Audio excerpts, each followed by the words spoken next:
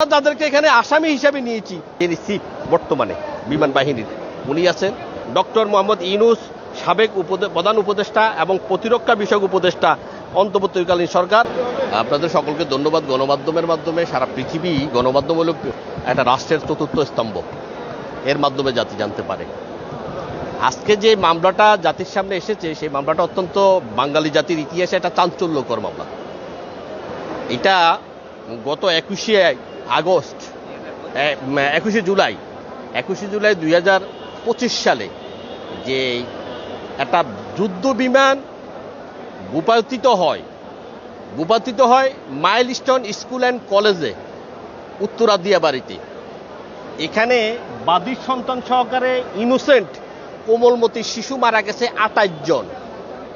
এই শিশুরা ছিল নিরপরাধী, এরা রাষ্ট্রের ভবিষ্যৎ ছিল।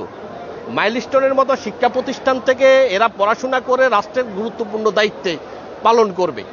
এখানে বাদীর একটা সন্তান, 1 নম্বর সাক্ষীর 2টা সন্তান, তার জীবনে আর কোনো ছেলে সন্তান হবে না, 2টা সন্তানই পৃথিবী থেকে চলে গেছে। 3 নম্বর সাক্ষী, তার একটা সন্তান। এই যে একটা 28টা শিশু পৃথিবী থেকে বিদায় হয়ে গেল, তখনকার যারা ক্ষমতায় ছিলেন তাদের ঘরে ডোর টু ডোর তাদের কাছে এরা ন্যায় বিচারের জন্য গিয়েছিল, বাদী এবং সাক্ষীরা। গত 18 মাসের বিফোর দা ফেব্রুয়ারির পূর্বে যে গভর্নমেন্ট ছিল, সেই গভর্নমেন্টের নেগলিজেন্স ছিল, যারা দায়িত্বপ্রাপ্ত ছিল। আমরা এই মামলাটা তাদের নেগলিজেন্স, রাষ্ট্রের দায়িত্ব থাকার পরে একটা যুদ্ধ বিমান কোথায় থেকে উদয়ন হবে, কোথায়, এখানে যেখানে 2 কোটি মানুষের বসবাস ঢাকা শহরে, এখানে একটা যুদ্ধ বিমান উদয়ন হতে পারে না। তাদের রিপোর্টে আসছে যে এইটা ত্রুটিজনিত ঘটনা। তো ত্রুটিজনিত what is this negligence matter. এই নেগলিজেন্সের দায়িত্ব নেবে কে? তুমি রাষ্ট্রের দায়িত্বে আছো, তুমি চিফ মার্শাল ইয়ার, তুমি জানো না তোমার এই যুদ্ধ বিমানটা এখান থেকে উদয়ন হবে, আর এটা গিয়ে একটা স্কুলে পড়বে, সেখানে নিরীহ শিশুরা, কোমলমতি শিশুরা মারা যাবে। শিশু সহকারে 35 জন মৃত্যুবরণ করেছে, 172 জন পঙ্গু হয়ে গেছে, যারা পৃথিবীতে যারা জীবনে তার মেরুদণ্ড সোজা হয়ে দাঁড়াতে পারবে না। এইটা একটা জাতির এই এত বড় দুর্ঘটনা, জাতির সাথে তারা কি প্রতারণা করছে, তারা সাথে সাথে স্টেটমেন্ট করছে যে আমরা এদেরকে সর্বোচ্চ ক্ষতিপূরণ দেব। কিন্তু আজ পর্যন্ত এই বাদী এবং সাক্ষীদের সহকারে 35টা মৃত সন্তানের, 35টা মৃত ব্যক্তির, 28টা শিশু সহকারে 35 জনের মৃত পরিবারকে 5 পয়সাও তারা দেয় নাই। নাম্বার 1। নাম্বার 2, তারা রাষ্ট্রে ক্ষমতা থাকার কারণে তাদের ক্ষমতা অপব্যবহার করে সঠিক তদন্ত হয় নাই। সঠিক তদন্ত যদি বেরোয় আসে, আমরা সঠিক তদন্তের জন্য আজকে ন্যায় বিচারের প্রতীক, পবিত্রতার প্রতীক আমরা আদালতের কাছে এসেছি ন্যায় বিচারের প্রার্থনার জন্য। এই বাদী এবং সাক্ষীদেরকে নিয়ে তারা ন্যায় বিচার চাচ্ছে যে এটা কোনো পরিকল্পিত হত্যাকাণ্ড কিনা।